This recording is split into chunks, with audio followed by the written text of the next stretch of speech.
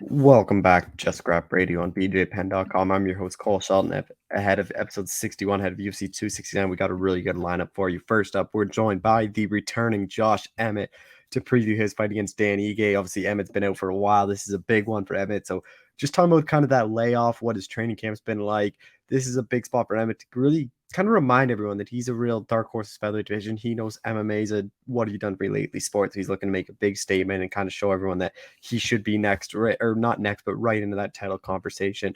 We're then going to be joined by his opponent, Dan Ige, to previous fight against Josh Emmett. Ige kind of talks about how this one came together, having to train for Emmett, who hasn't fought in a while, like not really knowing what he's going to look like, how his knee's going to hold up. But Ige knows this is going to be a really tough fight. He's expecting a war. Both these guys mentioned like that Chandler Gaethje type, but not as obviously bad as that. But they're kind of expecting this to be the fight of the night. Both men know they are both tough to finish, both tough to very durable. So they're expecting a really 15-minute war in this one, which should be a really good fight. We're then going to be joined by Phil Daru, who's Poirier's strength and conditioning coach. This is the second time we've had Phil on. I had him on before UFC 264.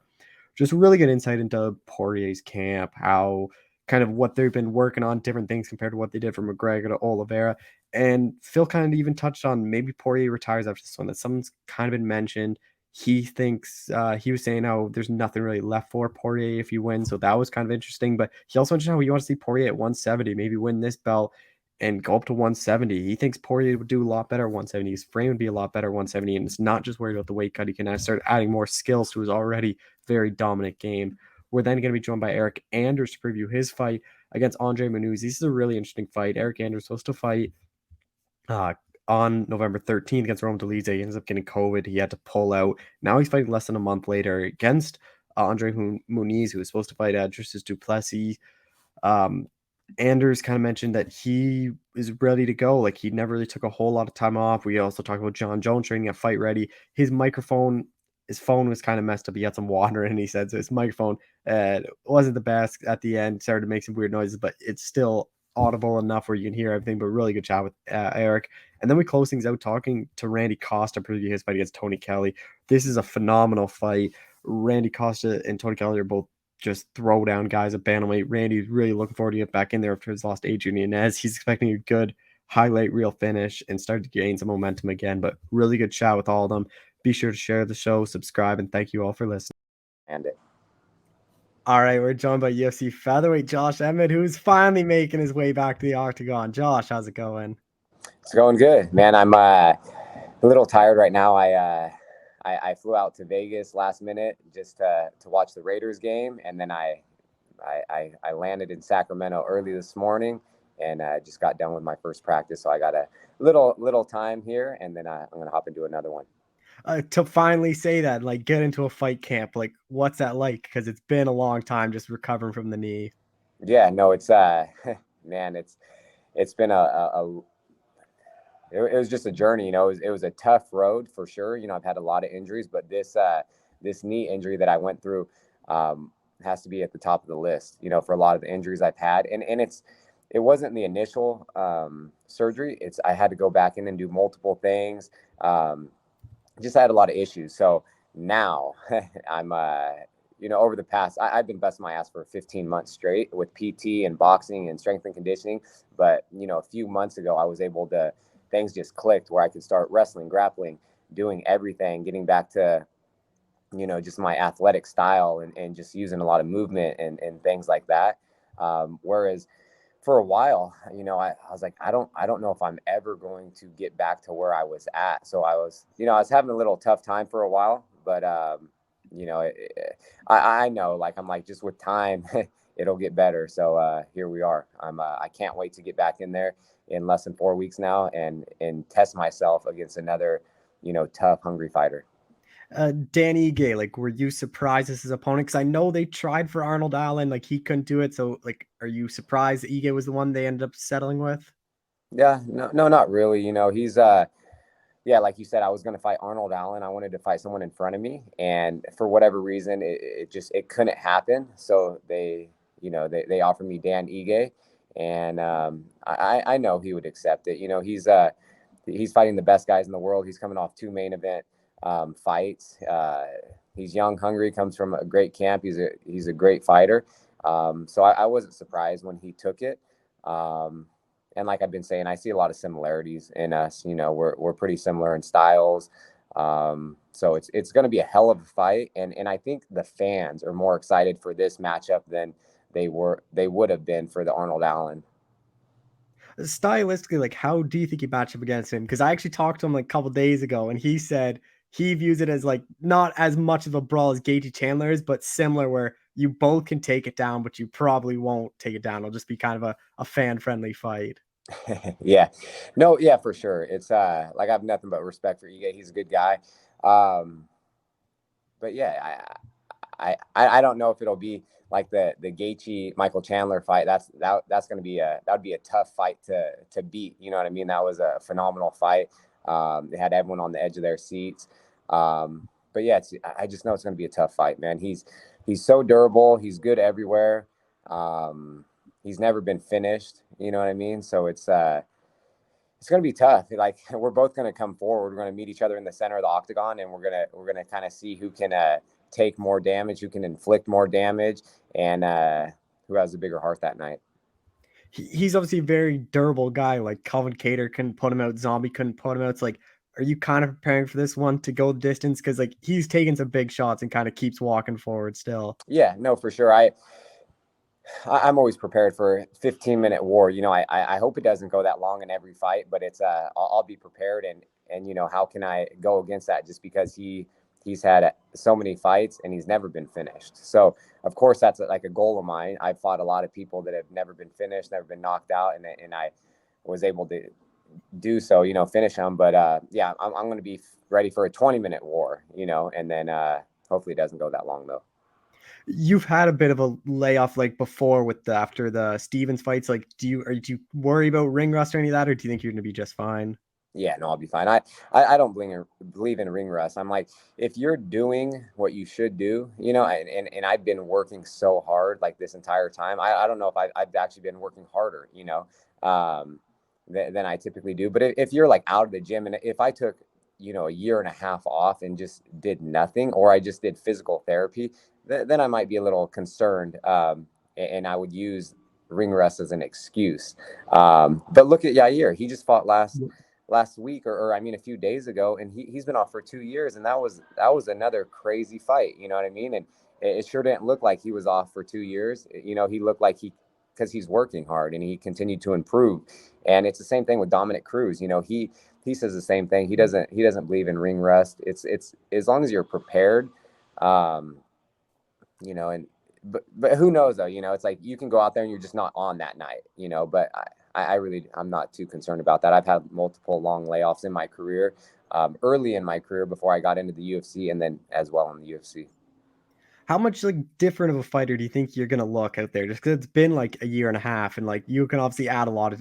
Although you're rehabbing, you can still add quite a bit to your skill set in a year and a half Yeah, off. no, I don't think I even got to show that in my last fight, you know, because what I was planning on doing, what I was capable of doing, just because I hurt my knee, you know, in the first 19 seconds of the first round. So I just kind of fought on one knee, couldn't really do a whole lot. But yeah, no, I will be prepared December 11th, and I'm going to go out there, and I've never been in a boring fight, and now especially with the Ige matchup, this is not going to be a boring fight. I promise you that. Are you kind of thinking this? Because to me, I think like when you look at this card, like this one, I feel like many people are kind of circling as a fight of the night. Yeah, no, yeah. I feel like any matchup I'm on, I'm like, it's gonna be a fight of the night. It's like I wish I could just get knockout of the night, but it's like again with Ige, it's dude, he's so tough. So I'm like, I think it's gonna be a fight of the night as well. And I think a lot of people are excited for it, and it's such a huge card, one of the biggest cards of the year. Literally stacked from top to bottom, the prelims to the main event, you know. So I'm happy to be making my return on such a big card, and it's in Las Vegas with the fans. You know, I've always wanted to fight in Vegas, and last fight was my first fight in Vegas, but there's no fans. So I was like, damn it, this is not what I was expecting. So here we go. The fans are back. It's at the T-Mobile Arena on the biggest pay-per-view card of the year. Well, that's what I actually want to talk to you about. Like that walkout, what's that going to be like for you? Because it's been a while since you've walked out in front of fans. Yeah, that's true. When was my last? I'm It thinking would it have would have been been. Bektik in Sacramento. Oh, damn. So that was in 2019. So yeah, that's quite some time. Yeah, 2.5 years since I fought in front of fans. No, I love it. The fans excite me. They fuel the fire. It's literally like I feed off the energy. The louder the fans are, the more they're cheering. It really pumps me up, and I just I'll go in for the kill, and maybe they pump me up too much, where I'm like, man, I should be a little more relaxed. But it's like we're in the entertainment business. Like I know what the fans want to see. I know what Dana White and the matchmakers want to see. And so that's why I really go out there to entertain and put on a hell of a fight. A lot of people kind of view you as like the dark horse of the division, but are you putting like any pressure on yourself to go out there and have like a statement win? Just because like MMA is a sport where it's like, what have you done for me lately? And you like just because you haven't fought in a while, like it seems like people might have forgot about you. Yeah, no, I always put a lot of pressure on myself. I'm my biggest critic. Um, it's like my coaches and teammates. I don't know. It's not that I'm trying to do stuff perfect, because I know people can't do so. But anytime I'm not really doing like a technique, or I'm not, I don't know. I'm just hard on myself. So they give me, they give me a hard time about that. But yeah, no, I am trying to make a statement in every fight, and I feel like in the UFC and in MMA, it's things go by so fast. So it's like you could have the craziest fight of the year, the craziest knockout, and then a week or two goes by and people slowly start to forget about it. But as soon as they replay it, then they remember. So it's been a while. It's going to be a year and a half since I fought last, and so I'm trying to get back to exactly where I was. I felt like I had so much momentum going into the Burgos fight, and then we had a great hard fight that people were excited about, and then I'm gone. So it feels like that just happens time and time again. So yeah, I'm trying to go out there, be exciting, make a statement, and kind of get back to where I was at. Just a couple more things. Like Ige's obviously ranked ninth. He's behind you, but where do you kind of think a win puts you? Because I think a win here, like I wouldn't be surprised if you're in like a possible like title contender fight. Yeah, and that's what I think. Just because he's been fighting the best guys. Okay, he's ranked number 9. He was on such a long streak. He's beat a lot of the top guys. He's fighting the best guys in the world, the guys in the top 5, and he's losing decisions to him, in close fights. So I feel like if I can go out there and have a spectacular performance and make a big statement, or you know what I mean, I feel like I'm right back in the mix. And I could be possibly one win away for fighting for the title. But that all means nothing if I don't get this win on December 11th. With the featherweight division, like what are your kind of thoughts on the top? Because obviously Holloway had that good win. Like it seems like he's gonna be next, and then it's kind of like Yair, Brian, and Korean Zombie. You're kind of there all without a dance partner. Like one of those could make even sense for you. Yeah, they're going to do the Holloway Volkanovski 3, which I think they should. Max definitely deserves it. Um, Volkanovski is the only guy that has kind of got in his way, but he won the first round. I mean, the first fight. The second fight was so close, kind of controversial, and then Max has just been looking better and better in each fight and each outing and performance. So he deserves it. But I think a big win over Ige. Maybe I just kind of hop in front of all these guys, because everyone in front of me, they've all fought each other. They've all fought Max. They've all fought Volkanovski. So that I'm just I have to get this win first before I kind of look forward. Are you hoping to be active though next year, just to kind of make up for that lost time? Yeah, no, I want to be as active as possible. I always do. Just because I feel like I have some lost time to make up, and yeah, I'm not getting any younger, that's for sure. So I want to stay as active as possible, and that's always been a goal of mine. And I've done that early when I made my featherweight debut. I went on, and I think I fought like 4 fights, and or 3 or 4 fights within like 4 or 5 months, something like that. So I would love to just fight as much as I possibly can, and stay healthy, stay active. Yeah, just kind of stay in the mix, because I don't know how much longer I have. I think I have a good 4 or 5 years left in me, but realistically, I only have a little time to make a run at the title. Just two more things. Like, are you hoping a main event comes next? You've only had one, which I was kind of surprised. I thought you would have had more by now. Yeah, not really, unless it's for a title. You know, I don't I don't care to fight 5 rounds for an extra, you know, a little bit of cash. You know, if it was for a title, yeah, anyone. But we'll see. But I really don't mind. Well, what has the gym been like? Because a lot of you guys are fighting on the same card or like fighting a couple weeks apart. Yeah, no, the atmosphere is great. We have a lot of the guys like Song just fought.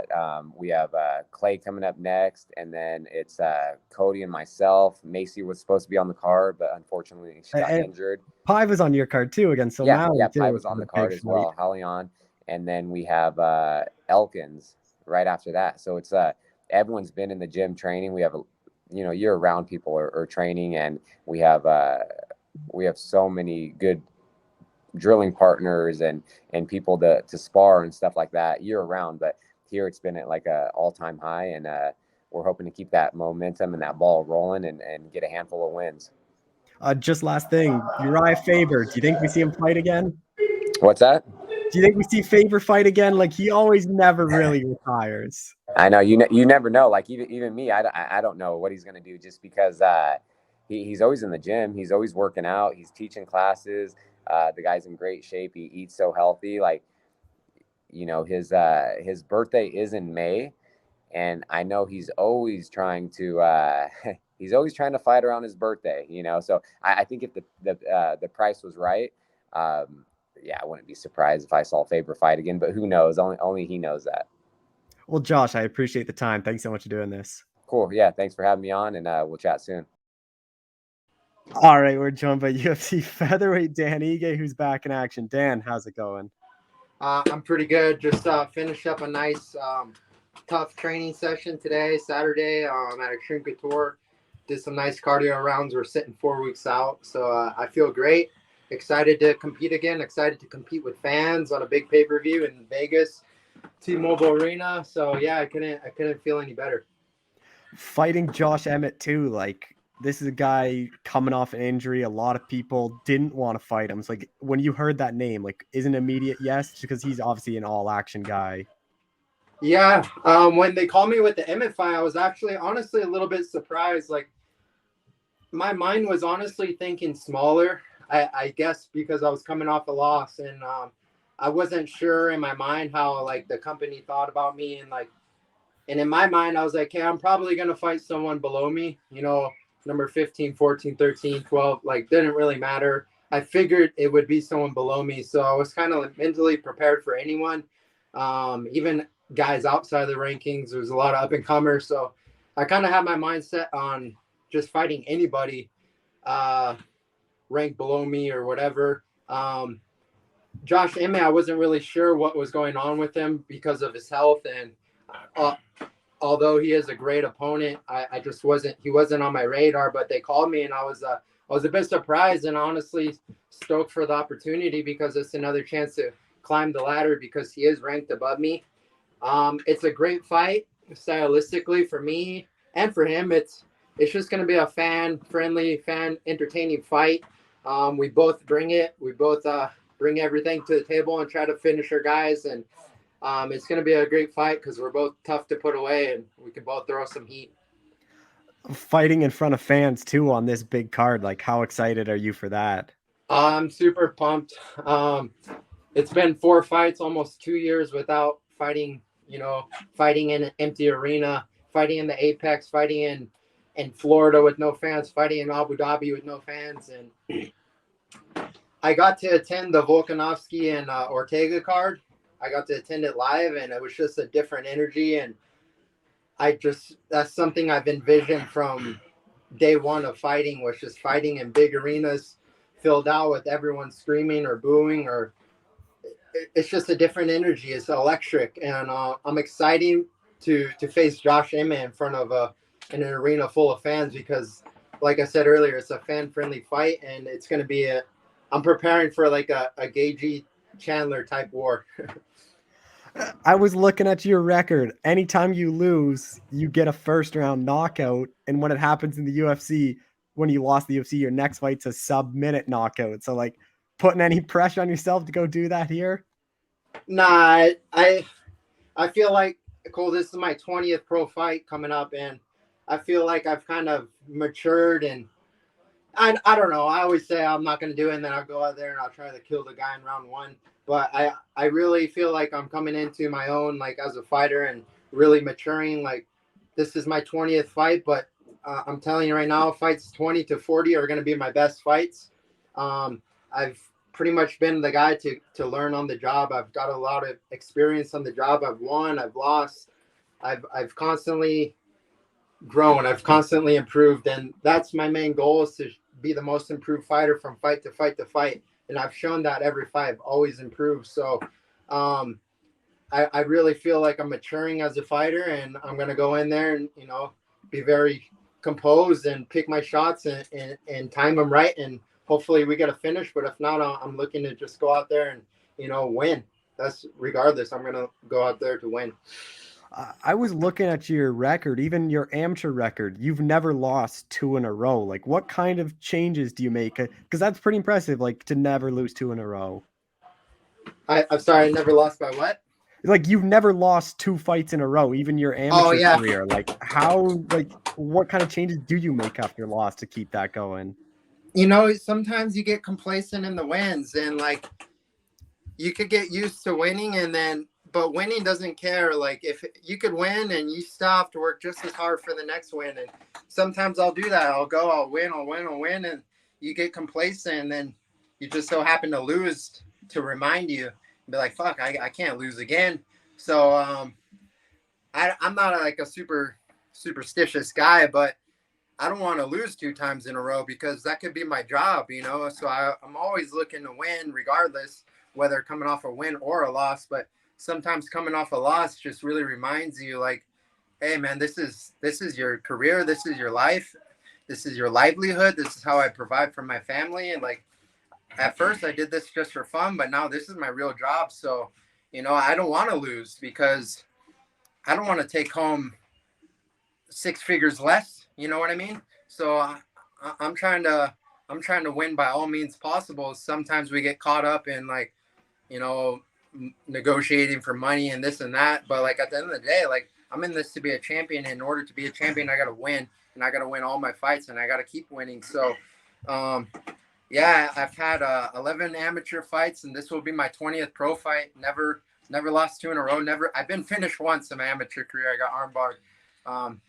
Yeah, my second fight. But other than that, I'm not an easy guy to put away, and I'm always looking to win, always looking to finish. Oh shit! Sorry. I was just saying, like, I looked at your amateur career. The first guy you fought was a guy the same last name. Like, were you related to him? No. Yeah. So my very first amateur fight, I fought a guy named Micah Ige, and it was kind of funny because I was supposed to fight. Hawaii MMA is crazy. I was supposed to fight someone else. I have no idea who, but I remember at the weigh-ins, he didn't show up, and there was this guy, Micah Ige. He had maybe 40 amateur fights. He fights every weekend, fights 2 times in a night, like, doesn't have the best record. And I remember he was there at the weigh-ins, said he would step in to fight at, like, a catch weight of, like, 160 something. I think I weighed in at 55, and so we ended up doing a catch weight. But yeah, I'm in no way related to him, but in my mind, there was, like, no way I could lose to a guy with the same last name. So it was kind of a battle for the name, and I finished him pretty fast.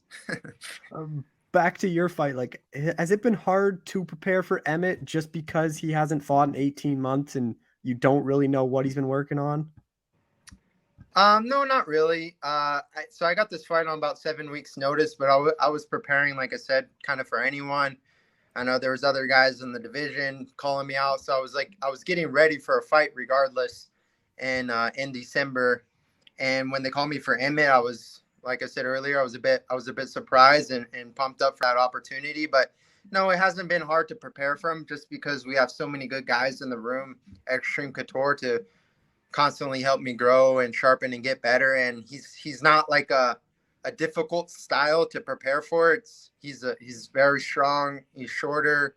He punches hard and throws big overhands, big loopy hooks, can throw some straight punches too, and got a good jab, got good wrestling. So I just prepare for the best, the best guys in the world anyways. So I I don't see it as like it's difficult to prepare for him, but I just kind of my main focus is to be better than I was before, better than I was in my last fight, and that recipe usually works out pretty well. Stylistically, like, how do you think you match up against him? Because to me, this just seems like two guys are just going to keep standing and basically just trade, really.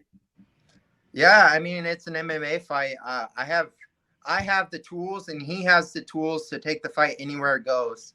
Um, it's really gonna come down to who's the smarter fighter, who has the better footwork and better angles, and can land their shots. And that's where I believe I feel like my vision and my timing and just my activity will be to my advantage. But not taking anything away from Josh Emmett, I have a lot of respect for him and his team, his cornerman, Danny Castillo, Joey Rodriguez, Chris Holdsworth, great guys. I know all of them, and it sucks for them to corner against me because I like those guys so much. But at the end of the day, like, this is my job and this is the business, and it's me or him. And too bad we can't both walk out winners, but one of us is gonna have to lose, and I'm not ready to lose again.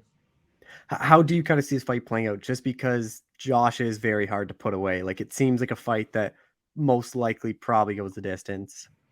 I mean, dude, the guy's super tough. He showed that not only in his last fight, but I'll use his last fight as an example. Like, the guy tore his ACL in round 1 against a hard hitting Shane Burgos, and fought through the whole 3 rounds and won the fight. So, like, I'm not taking away from his toughness, and if I go and get a nice knockout like a Gavin Tucker KO, great. But that's not what I prepare for. I prepare for the hardest motherfucker to put away, and like I said earlier, again, I'm expecting a Gagey versus Chandler war. Like, you have to be prepared for that, because if you're not prepared for that, like, you're gonna break and you're gonna crumble. So I watched that fight the other Saturday and, like, got anxiety thinking about it, because I was like, that's a possibility. We got 2 guys so evenly matched that are gonna go out there and throw heat and can both wrestle offensively and defensively, and we both have the ability to knock each other out. So it's going to be a insane fight for the fans, but I'm looking to come out victorious. He's ranked 7th, so you get your hand raise here. Like, where do you think that kind of puts you in the division? I'm assuming it'd put me at 7. I really try not to emphasize on that too much, because even in my last fight, I got caught up thinking about it like, oh, I beat Zombie, I'm 1 fight away from the title, or I get a title shot. Like, that's how I was thinking. But I got to think about this fight and only this fight, and whatever happens from there, great. So I'm not looking past this fight, and I'm not going to make that mistake again. I got a tough guy ahead of me, and go out and beat him. I think it puts me at number 7. But if not, I don't. All I know is I'm climbing the ladder. What do you think that walkout's gonna be like? Because it's been a while for you in front of fans, like, and especially this card, like, it's gonna be a massive card. Yeah, I'm visualizing it already. I'm planning. I'm just gonna embrace it. I'm gonna embrace the fans. Like, you never know. We might have another pandemic, another lockdown, and I might not get to do this again. Like, I'm gonna embrace every second of it. I'm gonna look around, feel the energy, feel the atmosphere, and just, like, try to make it a moment, because these moments don't last forever. And I look back, like, February 2020 was my last fight with fans, and I fought 4 times from there. That could have, who knows? Like, you never know what can happen in a fight. You're always 1 fight away from your last fight, and you never. So I'm planning to just go out there and embrace it, embrace the energy, and just soak it all in while I can.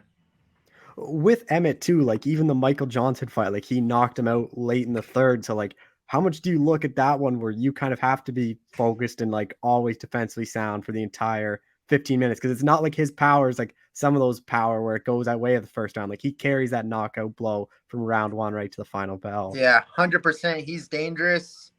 Emmett's dangerous every second of the fight. You can never take it for granted. Even, like, I'll use the Michael Johnson fight for example. Like, when he was, I thought he was winning the fight, and he started getting comfortable and getting groovy, and, like, okay, a little comfortable. I'm gonna put my hands down, get a little swag. a little swagger to his punches, and then he got caught. It's just what it is. Like, I have to have laser focus for 15 minutes, no matter what. Even if I'm dominating for 14 minutes and 35 seconds, like, I can't let off for that last 25 seconds because he's always dangerous. He can end the fight in 1 second. So I'm just gonna have good sharp eyes and try to see everything and just be there in the moment. I can't go out there and like anticipate and like be ahead of myself. I have to be 100% in the moment, laser sharp focus, and just look to win those battles, small battles and positions, and constantly, you know, try to score. Just two more things, like something you mentioned where you're not really looking past Emmett like you did with like Zombie. I think all this gets you a title shot. So is that something too? Like you're not even worrying about who to call out or what's next. Like it's only focused on Emmett. Yeah, I have to. I've done it before, and I've made the mistake more than once where you start looking past and you start setting yourself up. Like, I had the whole path laid out. I thought I did everything right. My last fight, I literally did everything right, and I thought all I had to do was show up and I'd win.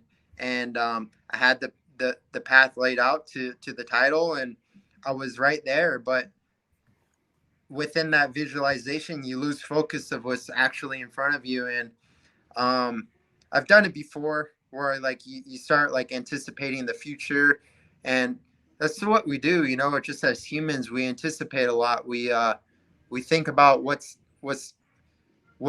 ahead of us or what's behind us, and we have these thoughts, and we could get caught up in these thoughts. So I've been really trying hard to just live in the moment, even like at home with my family. Like, if I'm with my son, I'm with my son. I'm not on my phone, or I'm not thinking about the fight. I'm with him. Or if I'm with my wife, same thing. And we tend to, as humans, to get caught up in the what's next, because what's in front of us is never good enough, and we want more just by human nature. And so with that being said, yeah, my main and only focus is Josh Emmett. And if something happens, I'll be prepared, because a fight's never guaranteed until we both step in that cage and they lock the door. So my main focus is to be in the moment each and every day, and remain true to myself and not get caught up in the what's next and what's about to be or what's possible. Because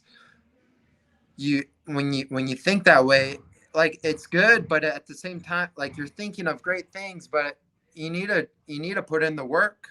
And when you're so caught up in the future, you forget about the present, and you could get lost. So I'm just trying really hard to do that and just be very present and focused, because that presence and that, like, in the moment is going to help me in the fight when it is time to fight. Because Josh Emmett is such a dangerous fighter. I can't be thinking about the title. I can't be thinking about who's next when I got a dangerous killer in front of me trying to knock me out with a vicious overhand or left hook or a power jab. Like, this guy is dangerous, and I'm not going to let it slip through my fingers again. You just fought 5 rounds, so now just going back to 3, like how much beneficial is that for you? Because now you can push an even harder pace. It feels easy, but at the same time, it's harder because it is a harder pace. Like, I mean, in a five round, 25-minute fight, I should be trying to, go hard for 25 minutes, but you do kind of pace yourself a bit, because you're like, okay, I got 4 more rounds. Like, if I finish 1 round, I go back to the corner, I got 4 more rounds. But in the 3-round fight, I fight around, I go back, I got 2 more rounds. Like, I got to work. So I can't be giving up rounds. I can't be giving up positions. Like, every little thing matters. And in a 3-round fight, you have to be so much more, like, kind of on point and win those small battles, because you lose 1 round, like, you cannot afford to lose another round. So, like I said earlier, I'm prepared to go for 15 minutes hard, and my body's well prepared, my mind is well prepared, and we'll see what happens. Just final thing, how's your son doing? He's good. He's 7 months now. Bam's he's crawling. He's kind of in that monster stage. So you gotta watch him, or he'll crawl off the bed. He'll try to stand on things. He loves like climbing up things and standing on things. And dude, he'll be running in no time and probably deadlifting 500 in a year.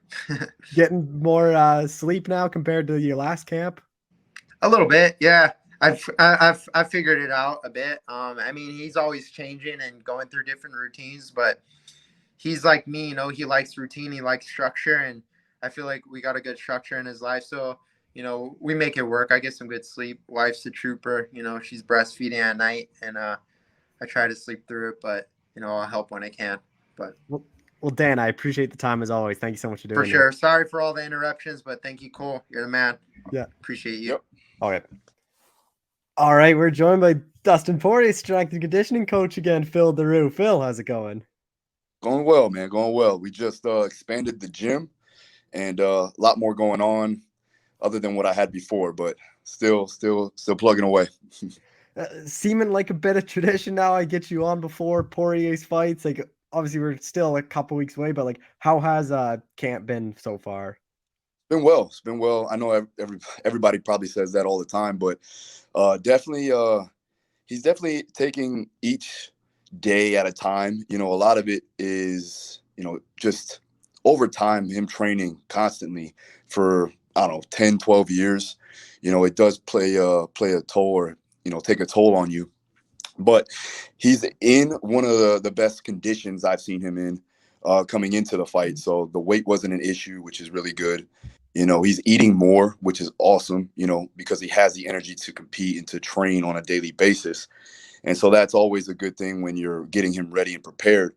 But I would say that, we've gained a little bit more muscle this time around, and was able to put a little bit more strength on him. He's coming to me a little bit more consistently and frequently for this camp, because we do want to come in with a bigger and a stronger package than the usual fights. We know that we have that size and strength advantage, so we want to make sure that we capitalize on it. Yeah, that's something I wanted to touch on. Obviously, Oliveira, former featherweight, just like Dustin was, but I think everyone kind of know Dustin will be probably bigger in there. So, like, how much is this camp working on the size, especially with Oliveira wanting to take it down and like trying to just be stronger and stuff the takedowns? Yeah, it was more off camp that we were trying to build and maintain muscle. Now it's just maintenance, fatigue management, things like that. He's trying to make the weight, so we don't want to get too big, obviously, but getting some solid quality size on him in the right spots is important, not just to be bigger and stronger, but to also be more competent and have more stability in there. So we want to make sure that he has that structural integrity built in, and so that he's not going to get injured throughout camp. And also when he gets in the fight, he's nice and strong and stable to do what he needs to do in there. How much different are you guys working on, just from going from McGregor, who's more making a striker, to now Oliveira, who might have to go with the takedowns? It's just like, does anything change how you're kind of building the strength? Not so much. It's pretty basic to a degree. We make sure that, like I said, off camp is more general in nature, with general strength movements and exercises, and then getting closer to the fight, we work on more sport specific stuff and the things that are going to be, or at least we think is going to be inside the fight. We want to make sure that we're working those positions, we're working the kinematics in that particular position to allow for him to be strong in those ways of what the fight may take him to. So, but at the end of the day, it's a fight. So he knows how to do that. And that was the one thing that we don't have to worry about. But getting him ready for this and prepared structurally, physically, and also mentally too as well. If he pushes it in the weight room, he pushes it on the mats, he's going to be more apt to doing that inside the fight. And he's a fighter's fighter, man. He knows how to push the pace. Everybody knows that, so it's going to be fun to watch. Does the intensity or anything change with it being a title fight? Like, obviously everything's bigger now that you're fighting for the belt, or just because he went from McGregor, it kind of seems like it's still as equally as big. Yeah, this is legacy. This is his legacy. So he definitely wants that belt. He's hungry. He wants the title. He wants to stamp his legacy. And, again, whether he, retires or goes to 170 or stays at 155, the goal is what it is. We have a huge milestone here. We have a big, obviously the competition is very, very hard right now, especially in the top 10, top 5 in the UFC, in the lightweight division is obviously top notch. But this one's very, very intriguing. I think this matchup is really well for him. I think that you're going to see some things in the fight that you haven't seen with him, especially on the ground. He has an underrated ground game. Obviously, we haven't been able to see it so much, but for the most part, he is a black belt in jiu-jitsu. People don't know that. Obviously, Oliveira is top notch when it comes to Brazilian jiu-jitsu. We all know that. And he has an underrated striking game. So all of these things are going to come into play, and that's why we love the matchup, because we feel like we can take it anywhere and be dominant everywhere we go. Are you someone that you watch Oliveira too to kind of see what you need to work on with Dustin, or is that more like Mike Brown tells you, hey, like, could we try to do this for the conditioning or do this for the strength, or is it more like kind of just the team and you guys kind of come up with a plan? Yeah, it's more of like a team effort. I actually like to ask Dustin what he wants to do first, inside as far as the game plan goes. But usually he just asks me, he just tells me he's going to punch him in the face. So we go off of what we see in film and past fights. And then I'm also looking at his movement too. I'm looking at what he wants to do from his game plan, because that's really what the focus is going to be on. When we get outside of the fight, we're looking off camp. We're working his limitations. When he gets inside the fight camp, we're working on his compensation patterns. And for that, I mean, we're working on the things that he is strong at, so we can increase that over time throughout the camp of 8 weeks. And then once he gets ready to go, no matter who steps in front of him, he'll be able to take him on. Dustin's obviously known for his cardio, but is that something you guys are even pushing more here? Because Oliveira, well, like, he's a guy that can go late, and I wouldn't be surprised if this one goes into those championship rounds. Conditioning, he definitely has that. He has it from birth, man. He has the genetics to push the pace. When we talk about science, his VO2 max is high. His ability to take in oxygen is obviously top notch. We're just building upon his ability to take in, but also disperse CO2, which is actually going to help him go longer, right, and get more energy output. Also, we're working on his biomechanics to have him more efficient inside of the fight. So we're working on movement quality, and that's actually going to help him more so than just working the energy systems. It's actually working on his efficiency in there. And since he is so efficient in a sport-specific realm, when you're talking about, obviously transitions and throwing and takedowns and things like that, he's obviously very efficient. And now when he has the structural integrity, when he has the balance, when we can work that in a controlled environment, that's just only going to aid in his ability to do what he does best inside that cage. We're just under like 3 weeks from the fight. Like, what are these kind of next 3 weeks like for you and Dustin? We're tapering down now. The last week, 5 weeks out, I usually like to do what we call a deload, where we just bring down volume and intensity a slight bit so that he can get 1 or 2 extra weeks in of hard sparring and training.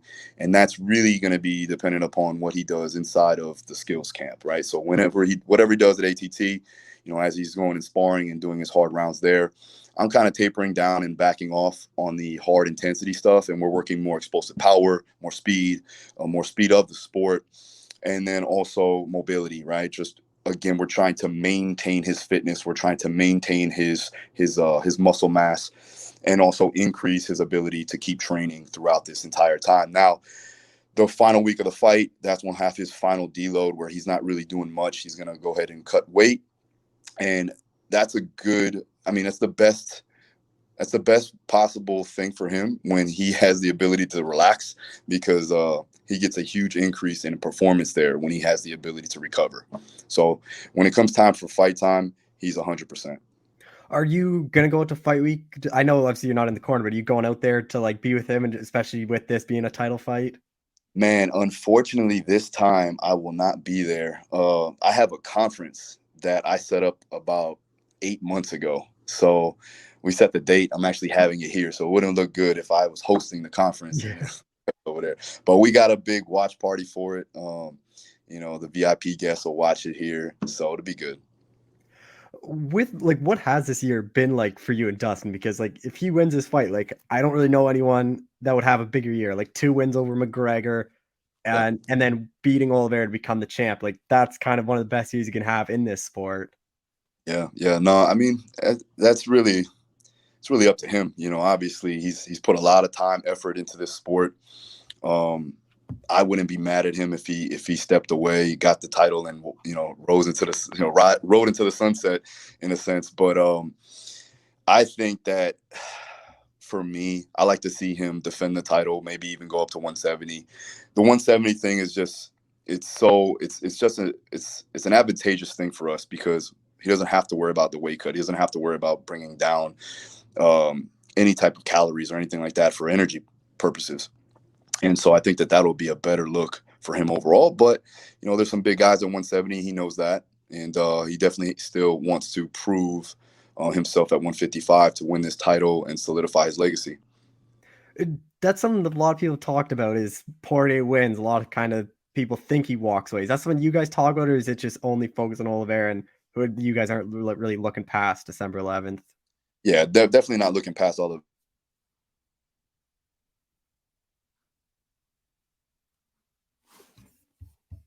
Oh, I got you now again. Got me? Yeah. All right. So, hold on. I'm back. Am I back? Yeah, you're back. Okay, cool. So, yeah, he's definitely not looking past Oliveira.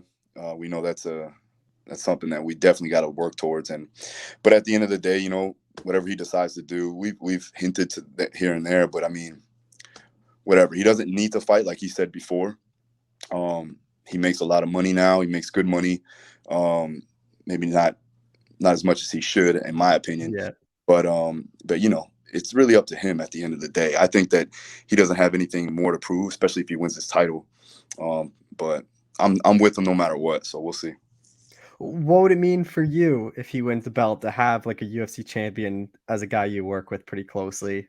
Man, this would be a dream come true, man. This is something that we've worked towards for a long time. I started working with him 6 years ago, almost 11, 12 camps. And I just seen him get exponentially better every fight, which is crazy. Every camp, he's just putting it all in play, putting it all together.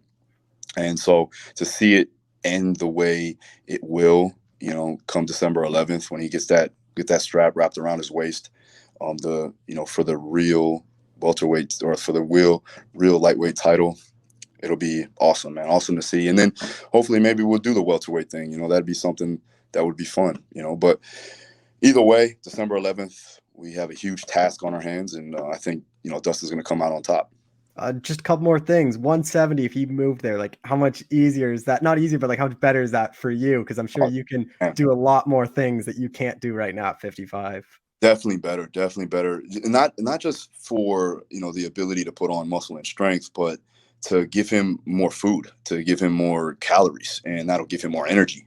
So more training volume, more frequency of training, better recovery, things like that. And that'll definitely help in all aspects, not just in the strength and conditioning world, but also in his skills training too as well.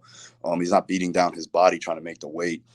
Obviously, he'll make the weight. He's a professional. He does it very well, and he sweats a lot. So that's not an issue, But yeah, I mean, that's always in the back of every fighter's mind is the weight cut. Everybody knows that. So the weight cut's the first fight, and we got to get that out the way before we get to the real fight.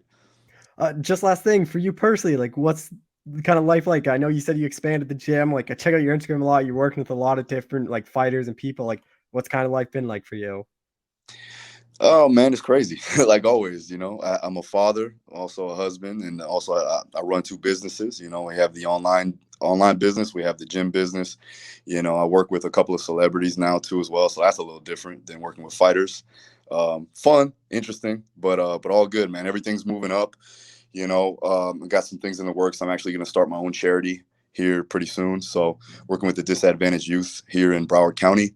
Work with some of the high school football teams too as well. So it's always good to give back to the community, especially where I'm from, where they really need it. And so those are the things that I'm looking forward to, expanding more, about to open up another facility, primarily for recovery and also for testing. So we're going to do a lot of data analysis metrics for fighters. So all fighters can come in, get a consultation, find out where their strengths, where the weaknesses are, get some recovery too as well with all of the machines that we have there. So we're putting a lot of money into this place.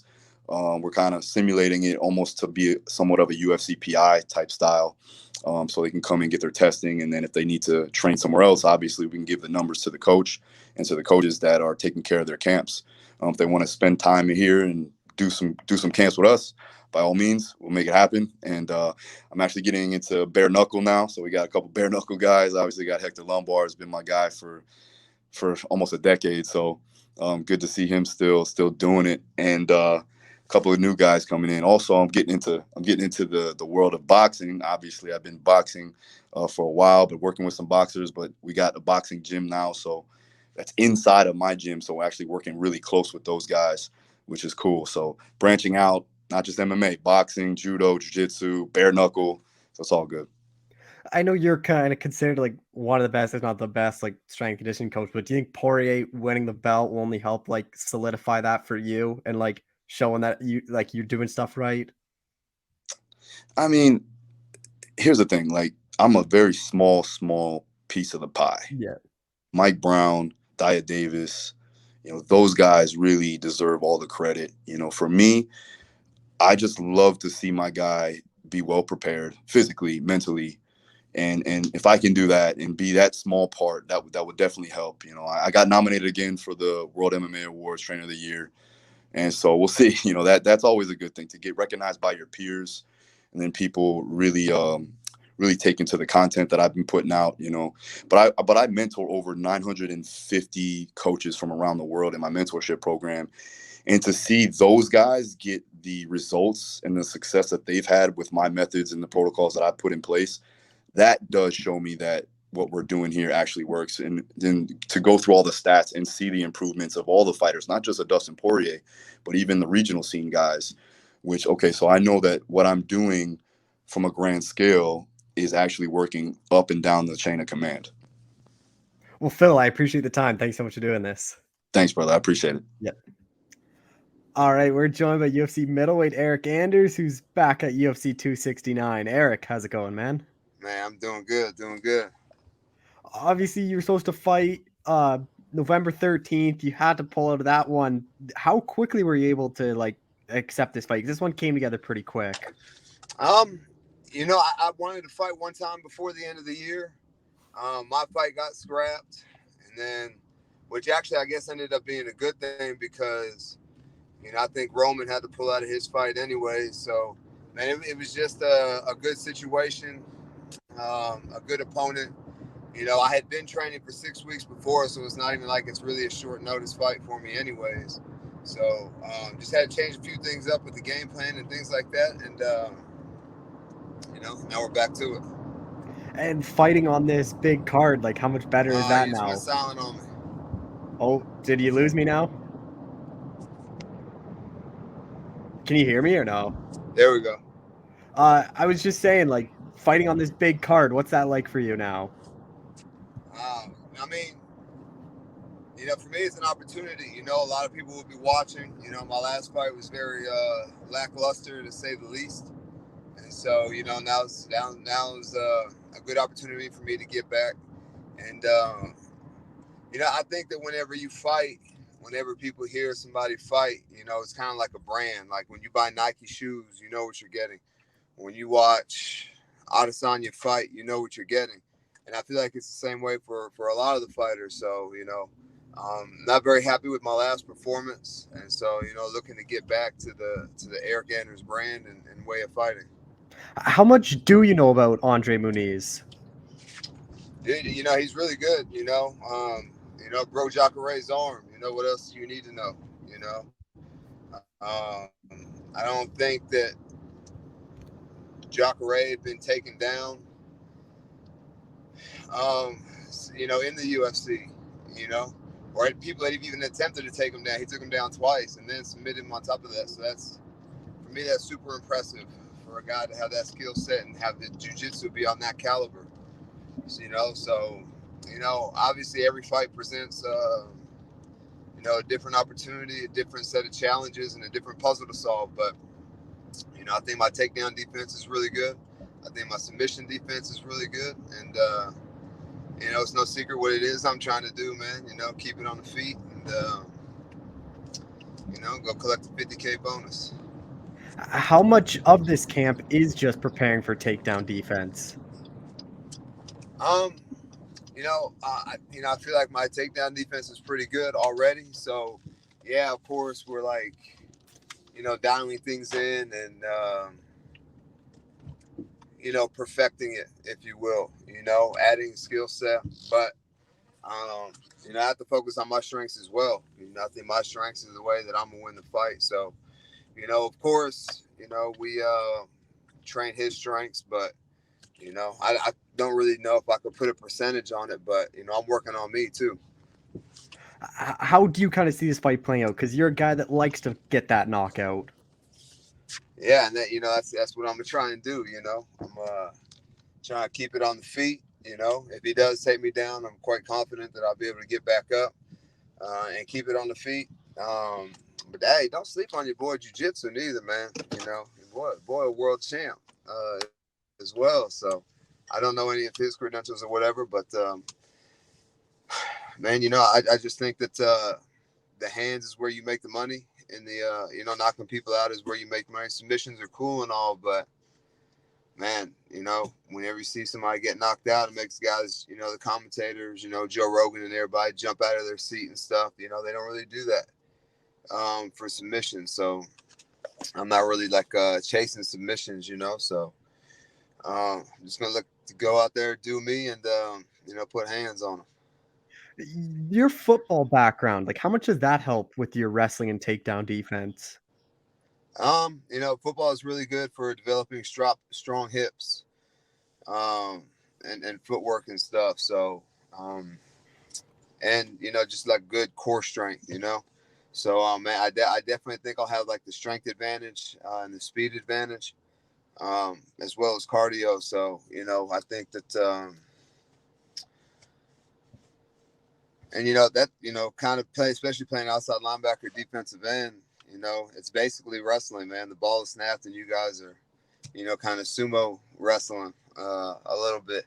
So, I like, the background that I come from, and I think it kind of suits me well for this fight. Where do you think win over Andre puts you in the division? Because he was a guy that was in the rankings for a while. Man, if not in the top 15, like right below it, this fight and another fight, I should be there. So we'll see what happens. Do you plan to call anyone out with a win? Man, I really haven't paid much attention to the division, like who's ranked where. Obviously, like who the top 5 guys are, but it'd be, foolish to, you're not going to get a top 5 guy, especially not in the top 15. So, I'm sure on fight week I'll have a little more time on my hands to kind of scroll through and see how the division is, and I'm sure I'll have a name on my mind. How different has fight camp been, or not fight camp, training camp been since training for Roman to now? Because I thought Roman was going to try to grapple you as well. Very similar. I think Andre's a little more traditional in his jiu-jitsu. Roman was, he'll dive for your legs out of nowhere or from any position, So I'm sure Muniz has that same skill set, but I think he's like more traditional upper body, arm bars, triangles, darces, and things like that. So, they're similar. Been working on defending takedowns and getting back up for, I think by the time fight comes around 10, 12 weeks. So, I'll be ready to go. How long have you been in Arizona now? Because you obviously did the Roman camp. Yeah, I was out here for like 6 weeks. Then I got COVID, so I couldn't train for a week. Went home for a week, and then they called me to fight. And so now I'm back out here. I've been out here for like 4 weeks. So, this is like a 10-week camp for me. And John Jones was in the gym. What was that like? It was good, man. I get like mixed reviews on social media about training with a guy like that. But like, man, I really don't judge anybody or care what they do outside the training room and cage and stuff. So, it is what it is for me. But man, having a guy like that who, regardless how you feel about him, man, he's the GOAT. His resume, he's got the best resume, finished, the current 205 champ, Machida, everybody. So, it was good to like kind of soak up some of that knowledge. And you know, he does have a lot to offer a gym. You know, having a guy like that kind of makes everybody elevate their game. Okay, I'm out here, you know, working with the, you know, the greatest of all time. So how can you not get better? Was that just like a one-day thing, or was he out there for a while? No, he was out here for a few days. I think he's out, you know, looking for a camp. Because I guess they had a falling out with Jackson Wink or whatever. I don't know the particulars of what's going on with that, but I know, you know, Cejudo's on the recruiting trail right now. So, you know, he's trying to bring guys and girls in. Hadway Lee, Figueroa, trying to bring John Jones, I guess. So, you know, I'm just, you know, I don't make these decisions, who comes and who goes and, you know, does all these things. I'm just kind of here to reap the benefits. Is Henry becoming sort of like a coach? What was that? Is Henry becoming like a coach at the gym? Yeah, Henry's here a lot, you know, especially when he brings guys in, you know. I think he's a fantastic coach. And he also, you know, tries to coach and talk about like the mental aspect of fighting, which I think is something that is very neglected in coaching. You know, a lot of coaches, you know, they'll show you jabs and crosses and double legs and single legs and things like that. But, you know, how to prepare the mind to go fight, you know, I think is, what's the word I'm looking for? It's kind of like unexplored territory. You know, you have like some like mindset coaches and stuff. But, you know, when you hear from somebody like Cejudo, who's an Olympic champ, a double champ, like, okay, you know, those are the guys that I would ask, you know, what is your mindset going into a fight? What is your mindset during camp? What is your mindset? Boom, boom, boom. And, you know, they've been there, they've done that, they've been at the top, they've been at the pinnacle. So, you know, not to say that, you know, somebody else's knowledge isn't, but man, I want to know from the guy who's been there. You get your hand raised here. Like, how quickly would you want to turn it around? Just be like, how quickly do you want to turn this thing around? Like, I assume you want some time off with the family after this. You asked how soon do I want to fight again? Yeah, like when is that time frame? I don't know. You know, sometimes, you know, you take a lot of damage and get beat up in a fight, and, you know, you have some injuries that need to heal. You know, sometimes you go out there and you know, win in, you know, less than a minute. So, to me, that's the biggest factor of when I'd want to fight again. So, I don't know. Definitely the first quarter of next year, though. Well, Eryk, I appreciate the time. Thank you so much for doing this. Hey, my pleasure, man. Sorry about my phone. I don't know. Maybe I think it got wet or something. Yeah, no worries. You know, hopefully next time it'll be working. Yeah. All right, we're joined by UFC bantamweight Randy Costa, who's got a big fight upcoming. Randy, how's it going? I'm doing good, brother. I appreciate you having me on.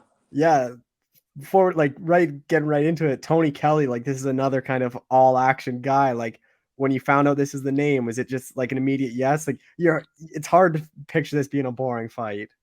Yeah, dude. I mean, I kind of assumed so. Like, I didn't expect the fight to come to us right away. We hadn't, you know, told the UFC that we were ready for another fight right away. We hadn't told them like a time frame or anything like that. They kind of approached us with that matchup on that date. So I was like, oh, I think they're kind of pitting two guys together that they kind of know are just don't really give a fuck and are going to kind of just throw bombs. And like we're opening up so it seems like that's a perfect spot for that fight. I love it, man. Tony's a savage. Real gritty dude, good cardio. You know, Energizer Bunny type guy. He's not really going to fade. He's not really going to slow down, and he's always going to put something in your face. I expect us to kind of just meet in the middle and just throw. It's going to be fun, man. It's going to be a good fight. Congratulations. Have to pay respect to his girlfriend, I assume, Andrea KGB Lee. She looked fucking awesome this weekend. Tony in the corner. Congratulations to them. That was a huge win, obviously. And she looked awesome. When you found out you'd be on this date and then you kind of see the rest of the card getting put together, like you have like Josh Emmett, Dan Ige, and like Dominic Cruz on the prelims, like it's a pretty stacked card back in front of fans. Like what's that like for you being on this and being back in front of the fans? Yeah, man. So like I guess my number one bucket list fight or like thing that I wanted to get done in my UFC career was getting a real fight in Vegas, in front of fans. I fought in Vegas, what, 2 or 3 times at this point, and it's with no fans. It's not really like fighting in Vegas. It's like fighting in a gym. You know, it's whatever. But this is the first one where it's like, dude, like this is fucking cool. Like this is T-Mobile Arena. I mean, I'm obviously not going to fight in front of a sold out crowd, but there will be people in the stands kicking off a huge night. You know, last pay-per-view of the year. It's just really cool, man, and I'm just really like grateful to be in the position that I am, and very humbled to be in the position that I am, and I just can't wait for December 11th, dude. It's gonna be sick. It is a fairly quick turnaround too. So like, what has kind of the past couple months been like since the Muniz fight? Yeah, man. I mean, I didn't take like any crazy damage in the fight, and it's not like I got like slept in the fight. You know, I got put down in the fight, but I didn't get slept, so it was like the recovery for it wasn't a huge deal. I didn't really have to like, you know, baby things or really, you know, take it slow. I was kind of in the gym right away, obviously not taking head trauma and stuff like the gym right away. But this is what I wanted, man. I wanted a little bit sooner, but you know, that's me kind of being hard-headed. December timeframe, coming off a loss in July. It kind of seems like it's the perfect timeframe, given where I am in the UFC and my career, my age, and this fight played out. I don't think I got outclassed stretch of the imagination. I think that I have a couple things that I need to work on but that really doesn't warrant me taking like a year layoff to, you know, get ready for this kind of fight, especially with Kelly, who, you know, I'm sure he's more than happy to like engage, you know, like a piston fight with me or get in there, you know, throw down and not really like make it a different kind of fight that I wasn't prepared. Adrian and Tony are kind of like stand-up oriented fights. So it really isn't, you know, I was kind of able to like get right back into a camp. What I want to stay, you know, keep my name up, household name, and I can kind of, you know, plant that and get rolling into the new year on a positive note. Stylistically, like, how do you think you match up against him? Because it is on paper, it just seems like kind of two strikers that are going to kind of just throw down. A fun matchup. We're both like, you know, good kickboxers or good boxers in different regards. He has a very different style than me, but we're both unorthodox in our own ways. I'm a little bit more like wiry and like frantic, and he's kind of like gritty and switches stances really well, which I switch stances really well too. I think this is going to be a pretty like high level matchup, dude. I don't think it's going to be like one of those throwaway fights that it's just like, you know, just 235ers just kind of just fighting just to have a place on the. I think this is going to be a pretty calculated fight. I mean, he trains with good people. You know, obviously Andrea Lee's nasty too. I think it's going to be. I think the fans and whoever's watching is going to be in for a treat. And I think that Tony and I are both in for a treat too. I think that know and both respect each other and are ready to put on a sick show to close out the year. Putting any pressure on yourself to like kick off the card with a bang, because like you put some good fight out there. It seems like normally when the first fight's good, the rest of the card kind of lives up to it. Yeah, man. I mean, I go out there. My first punch of the night is the hardest punch that I'm going to throw anyway. So it doesn't really matter like where my position is on the card. I mean, you saw I opened up UFC 236 against Brandon Davis, which was my UFC debut, and that was on Dustin Poirier versus Max, that card. And I went out there and I heard him with the first punch that I threw, and that fight kicked off that card with, you know, bananas as well. So I expect the same thing. Tony's not like a lay and pray, boring type fighter. Tony is a fighter. He's going to go in there and he's going to try to fight me, and as I'm going to go do the same thing. So I think that, you know, kicking it off with a bang is probably the inevitable. It's probably a safe bet that it's going to be an exciting fight, whichever direction it goes. I just can't wait, dude. It's gonna be fun. With Tony, his last fight was his first fight at bantamweight. Like, he's primarily been a 45, but you're a pretty big 35 yourself. So do you think there's not really gonna be much of a size difference between you two? No, man. I mean, like we're gonna be the same weight on. It's different when you're dealing with like 35ers than if you're dealing with like 85ers. You know, 85ers, if you put 10% of your body weight back on and I put 20% of my body weight back on after cutting to 85, that's a way bigger discrepancy than, you know, a couple 35ers. Even if he has like 6 pounds on me or I have 6 pounds on him, that's really not a huge deal. I'm sure that we'll be around the same size on fight night. He'll be a little bit bigger than me, I imagine. He's a thick kid. Yeah, I don't think it's gonna like really make a difference. It's not like that I don't have power, or you know, he's like a crazy hard puncher or anything like that. It's even. It's not really anything different. You know, dude, it's crazy. Like he looks like he has the same build as Brandon Davis. He fights similar to Brandon Davis, and he fucking looks like Brandon Davis. And I'm kicking on, you know, we're fighting on the first fight, and I'm fighting Brandon Davis again, dude. That's what I'm doing. Whatever. Fuck it. Your speed, like how big do you think that's gonna be? Because even when I talked to Adrian after your fight, like he thought, like he was kind of caught off guard by your speed. Like he admitted, like he didn't think you were gonna be as fast as you were. Yeah, I mean, I don't think that it's necessarily that like I'm fast or I'm slow or overly or anything like that. I think I'm just unorthodox, and it's tough for guys they don't really know what to watch when they're fighting me. So I think everything kind of appears a little bit faster. I don't think like I'm a crazy fast puncher or a crazy hard puncher. I think I'm an unorthodox puncher, and I think I'm like a different kind of.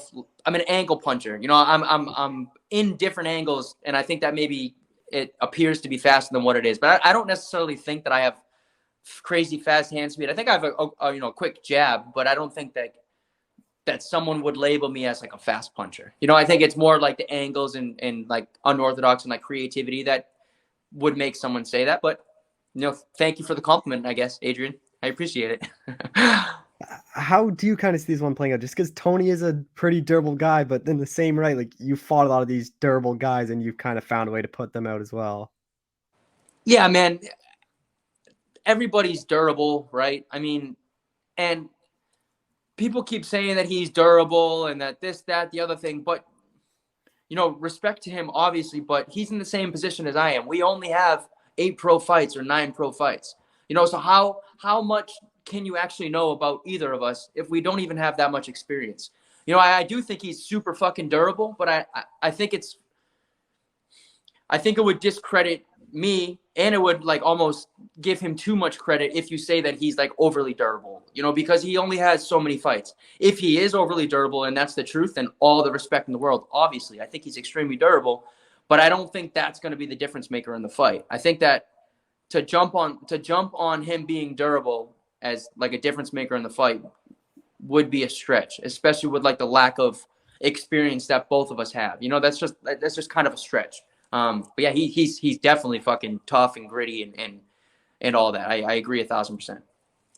Do you put like any pressure on yourself to go out there and get the finish? Or is it more just only focus, just do what it takes to win?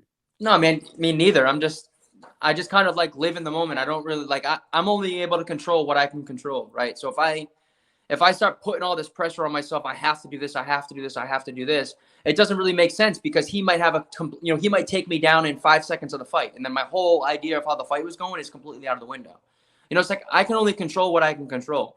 I don't really look at it like, oh, I have to go do this. I get to go do this. I get to be in the position that I'm in where, you know, I feel like I have to win, or I feel like I don't have to win, or I feel like I can go compete. I don't really give a fuck. It's like I feel extremely lucky to be in the position that I am. So to put any sort of like negative mindset or negative mentality on the position that I am would just be like an insult to like all the hard work that I've done. I know I have to win. I know I have to compete. You know, I know I have to fight hard. I know all those things, but like to stress on them, it doesn't really make sense. I can only control what I can control, and I'm going to control, you know, what I can and what's in front of me on December 11th. And that's really it. That's the beautiful thing about a fist fight. You're really not sure what the fuck's going to happen. Where do you think a win over Tony puts you? Just because the bantamweight division is kind of like so deep and so stacked. I think, well, first of all, I don't think with the Adrian loss, I don't think that I necessarily lost any stock. I think if anything, I grew my stock a little bit. I showed that, you know, that I can fight and I can compete with the toughest guys and the best guys. And I also showed like my ceiling. I showed that, you know, I can. If I can get a hold, I can get everything right. Then, you know, round 1 Randy can be a round 3 Randy, and that'll probably be pretty dangerous. I think a win over Tony gets me. I'm obviously not gonna say top 15 because that's fucking insane. But I think like a bigger fight outside the top 15, like a veteran type dude, or like someone that's coming off a loss outside the top 15 or something like that. I think I'm right back in that mix. But I'm not in a rush, dude. I'm young. I'm inexperienced. You know, going into this fight, this UFC fight, this will be more fights in my professional career in the UFC than out of the UFC. And I've only had 8 fucking fights. You know, that's an insane, literally half of my professional record is in the UFC. And if I've only had 8 fights, that's a lot of fights. You know, that's a lot of experience in the UFC. So like, I still have so much time. Time is on my side. My body feels good. I haven't taken like any crazy damage from, you know, all the years of training. You know, I'm pretty lucky in that regard. But I think a win opens a lot of doors, especially an exciting win on that platform, on that card. But I can't think that way, man. I can only focus. I can only worry about what's in front of me, and I have to get through Tony first. I'm sure you've probably seen it. Like, people think, oh, Randy can only fight for like 1 round. Like, is that something that kind of bothers you? You want to kind of prove, or do you just let them say whatever they want? I'm gonna get paid the same whether I go 1 round, 5 rounds, 45 rounds. It does. I don't really like give a fuck, because like the same people that are like saying that I'm gonna go and, you know, it's gonna be the first round or whatever are the same people that are watching from the stands. You know, so it doesn't like, I don't really care what the people from the outside are saying, because like realistically they're not in my position. They couldn't be in my position. So I listen to the people. Like, if like my coaches and stuff tell me that, or my close people tell me like, hey dude, like this is what the problem is. You need to get out of the first round, this, that, then I'm going to listen to them, because they're helping me, you know, and their words matter. But like, I don't really give a fuck about like what the guy on the internet says, whose fucking profile picture is a rooster and he has 40 followers. You know, it doesn't matter. I don't really care. Like, let them talk, dude, whatever. It's all good. How's the camp at Sanford? Because this is what, your second like official camp, but you had the one canceled one. So what technically like kind of 3 camps you've had there now? Yeah, I guess this is the second and a half camp, I guess, right? Because I was only there for a short amount of time before I was getting ready for that Trevin fight anyway. So this is the second camp, and I feel like super like at home now. I feel like I'm in a good rhythm. My schedule is money. I've got everything figured out.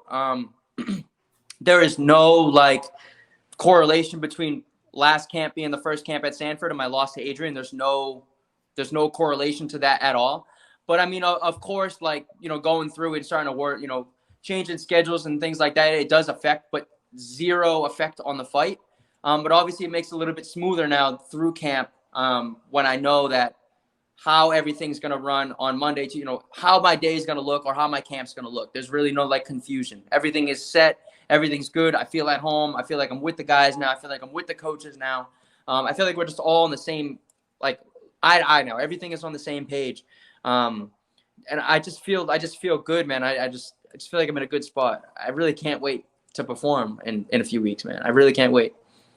Who is going to be in your corner? Like, are you still having like Joe and all them, or is it just going to be all the Sanford guys? Yeah, man. I'll have Lozon and Rebella who have cornered me, you know, since my first amateur fight. But I'm bringing someone from Sanford this time, someone that I can move around with and like just give me looks throughout fight week that I've been training with throughout this whole camp. That's probably like the biggest thing. Like I feel like my coaches at home, like we're all on the same page. Like they see, like send them videos and we talk about what works and what doesn't work. Everybody's in communication with each other. Everything is one. But like I like having Rebello and Joe Lowe's on there, because I feel like that they just like know me. Like they know how I am, and like all like the little things that I like through fight, like all like the little stupid stuff that like people who haven't gone through fight week don't really know about, you know, just like little stupid things, mindset things and this and then, you know, just like little stupid things. So I'll definitely be having those guys there. And I'm in, yeah, dude, where everybody's on the same page. We're all on the same page at Sanford. We're all on the same page with the guys that are coming with me, with, you know, bringing a training partner. Everything is just fucking good, dude. Everything's just good. Oh, you get your hand raised here. Like, how quickly, like, are you hoping another quick turnaround, start building this momentum up? I mean, it's completely circumstantial, right? I mean, I could have a fight like Adrian where, you know, I win, but maybe I take a little bit more damage so I can, you know, buy a little bit more time. In a perfect world, you know, get through that fight in however long it is with minimal damage. And I would for sure, like, you know, mid first quarter 2022. That would be pretty ideal to me. I don't want to wait like another 8 months or 9 months or anything like that. Yeah, like, you know, February, March type deal, but I definitely want to get a little fat during Christmas. And hopefully they put you back on a pay-per-view. Like, I think you're a guy that should only be fighting in front of fans. I hope so, dude. I mean, I would like to think so. And I think that, like, my style is very fan friendly. Like, whatever side of the decision that I'm on, I think you probably know that it's going to be exciting. Like, whether I'm fucking snoozing or someone else is snoozing, it's probably going to be pretty cool. Just last thing, one of your teammates, Michael Chandler, had one of like the best fights. What did you think of that fight? Because I was watching a bunch of my buddies, and they're like, "I think this is the best fight I've ever seen." Dude, that was so cool. What was really cool for me to say is that, or to see, is that one, the entire fight, like the fight with Adrian and I, was built on respect, and it followed through, like, even after the fight, and they still like laid it on the line. But what was really fucking cool is both of those guys said things about the fight leading into it, and they both backed it up. Chandler said, "I'm not fucking shooting. I'm going to stay right in front of your face." Like, that's all, They said it was going to be a crazy fight, and they delivered a crazy fight. And it's just insane. Like, I feel bad for Billy Q. Billy Q's like a friend of mine. He got completely hosed. The fight that he had was right after Chandler and Gaethje, and that fight was fucking bananas. But dude, like, it sounded like you were like in church, like it was just, or a funeral. It was just dead silent. It was crazy. Like, that just says something with like how like nobody had any adrenaline left over. Nobody had any like energy, to put into the Billy Q and Shane Burgos fight. Those boys deserve a lot of attention too. But I do agree with you that Chandler Gaethje fight is like, man, that's got to be like top 5 of all time, right? I mean, that fight was fucking insane. Yeah, that Billy Q fight, I literally watched it again the next morning because I'm like, I wasn't paying attention enough. Like, I couldn't, like, even me, I'm like, I don't really, like, it was a good fight, watch it, but I, like, couldn't comprehend. Like, I'm still like, how did Gaethje Taylor just do that? Yes, dude, and that's like, that fight, Burgos and Billy Q, is fight out of the night on any other card, ever. Like, Billy Q was getting ate like 400 calf kicks in that first round and was still, fuck it, I'm moving forward. I don't even care. And Burgos, rolling with punches so smooth. That was just a good fight. It obviously didn't have like the pizzazz and stuff of the Chandler and Gaethje, but it was just a badass fight, man. That was cool. Well, Randy, I appreciate the time as always. Thank you so much for doing this. Appreciate it, brother. I'll talk to you.